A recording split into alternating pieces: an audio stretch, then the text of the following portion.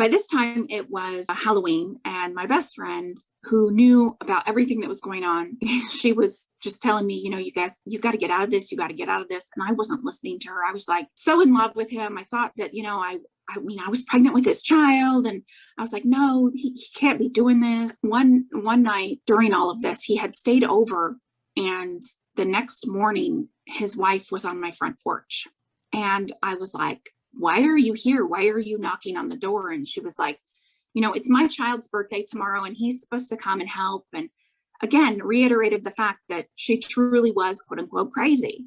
My friend said, you need to start looking at this from a different perspective.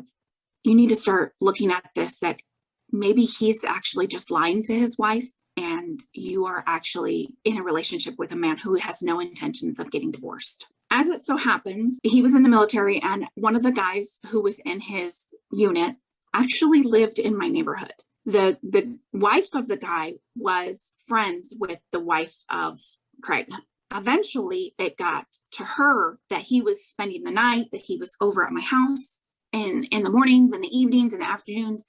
And what I found out was happening was he was telling her that he had duty and he would come over to my house. During all of this, I found him on multiple dating sites, and there was a particular dating site where you could have friends on it, and it was actually more of an adult-based site. It really wasn't even a dating site. It was more for people who had kinks and fetishes. And he was on that page, liking all sorts of women's pictures, commenting on their pictures, telling them he would get them pregnant, that he wanted to have children with them, because there's a fetish of impregnation. He was all up in those women's pictures, and everything's public. So you could see it as long as you joined the website, and it's a free website, you could see what they comment on. So I found his thing, and I confronted him about it. And I said, well, what about all these women that you've told all this stuff to?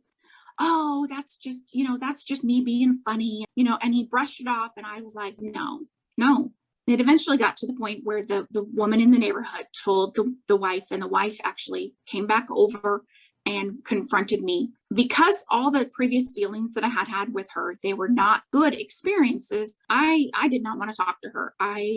She was, in my mind, the enemy. And he did a really good job of triangulating us against each other. He would tell her one thing about me. Oh no, she's just a swinger, and she's cheating on her husband, and she's sleeping with all sorts of guys. And that's what he told her. This finally got back to me, that he was telling all these lies about me, because, she finally just broke down and told me, this is what he's saying about you.